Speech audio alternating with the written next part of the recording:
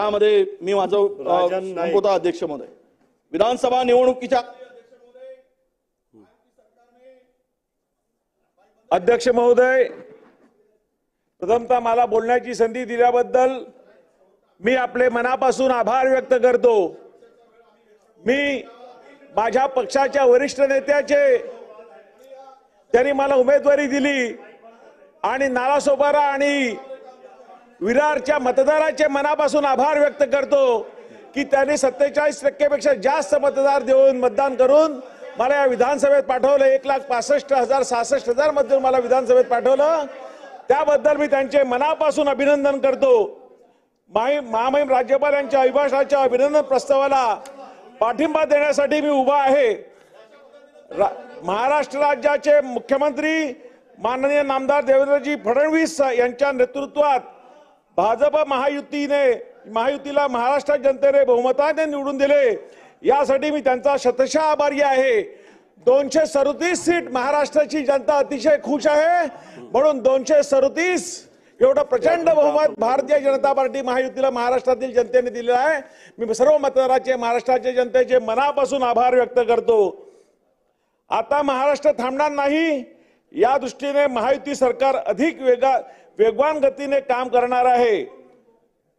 माननीय अध्यक्ष महोदय, राज्यपाल महोदयांनी 62 मुद्द्याचे वाचन केले, यामध्ये जवळ सर्व वर्गातील लोकांना या सरकारने न्याय देण्याचा प्रयत्न केला असल्याचे दिसून येत आहे।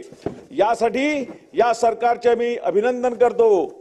यामध्ये शेतकरी, शेतमजूर यांचे प्रश्न, गोरगरीब जनतेचे प्रश्न, महिलांच्या कल्याण, युवकांसाठी रोजगाराचा संधी, मच्छीमार बांधवांचा सर्वांगीण विकास, सर्व शहरांचा सर्वांगीण विकास यांच्यासारख्या अनेक गोष्टींचा समावेश आहे। हे मी सरकारच्या सर्व आघाड्यावर प्रभावी ठरले आहे। हे सरकार सर्वच आघाडीवर प्रभावी ठरले आहे।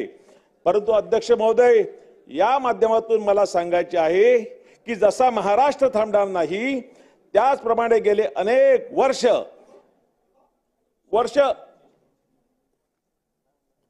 शाश्वत विकासापासून वंचित असलेल्या वसई, नालासोपारा, विरार देखील थांबणार नाही, याची या सरकारच्या माध्यमातून काळजी घेतली जाईल असा विश्वास मी व्यक्त करतो। अध्यक्ष महोदय, पहिल्यांदाच संधी मिळाली आहे, एक 2-3 मिनिटं तरी बोलायला संधी द्यावी अशी विनंती आपल्याला आग्रह। आता प्रत्येकाला आपलं वक्तव्य 2 मिनिटं। आजही अंदाजे 30 लाख लोकसंख्या असलेल्या या शहरामध्ये पाण्याचा प्रश्न अतिशय गंभीर आहे।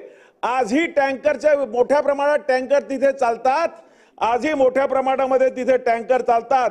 अमृत टप्पा योजना 2 अंतर्गत मोठा निधी केंद्र आणि राज्य सरकारने दिला आहे, परंतु डिस्ट्रीब्युशन लाईनची व्यवस्था चांगली झाली नसल्यामुळे आजही लोकांना एक दिवसा 8 पाणी मिळतं।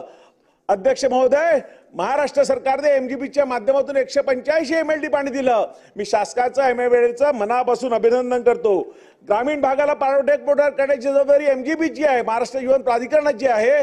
परंतु अध्यक्ष महोदय, 5-6 वर्षापूर्वी 5% काम बाकी असलेलं आजही तेच काम बाकी आहे। आमच्या शहराला, ग्रामीण भागाला या पाणी पुरवठा आजही होत नाही। 20 वर्षापासून बांधलेल्या टाक्यामध्ये आजही एक थेंब पाणी गेलेलं नाही। अध्यक्ष महोदय, अनधिकृत बांधकामाबद्दल बोलायलाच नको। 872 अधिकृत ज्या जागा आरक्षित केलेल्या आहेत त्याच्यापेक्षा 50% आरक्षित जागेमध्ये अनधिकृत बांधकाम झालेलं आहे। इथली जनता नागरी सोयी सुविधेपासून वंचित राहणार आहे। अध्यक्ष महोदय,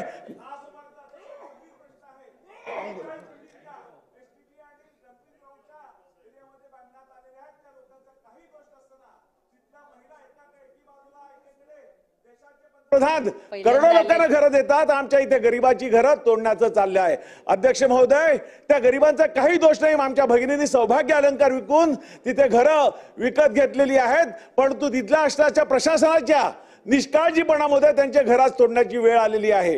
तिथे डंपिंग ग्राउंड ज्या शहराच्या भागात आहे, आजूबाजूला तिथे नागरी वस्ती आहे, त्यामुळे ते डंपिंग ग्राउंडचं आणि त्या एसटीपीचं आरक्षण बदलावं असं मी आपल्या माध्यमातून शासनाला विनंती करतो आणि दुसऱ्या ठिकाणी ते डंपिंग ग्राउंड आणि एसटीपी न्यावं अशी विनंती करतो। अध्यक्ष महोदय, बोलण्यासारखे विषय खूप आहेत, आम्हाला 1 मिनिट अजून द्यावा अशी मी विनंती करतो। वाहतुकीची प्रचंड कोंडी अध्यक्ष महोदय आहे। आमच्याकडे 4 ब्रिजची, रेल ओव्हर ब्रिजची अत्यंत आवश्यकता आहे। अध्यक्ष महोदय, मी राज्यपाल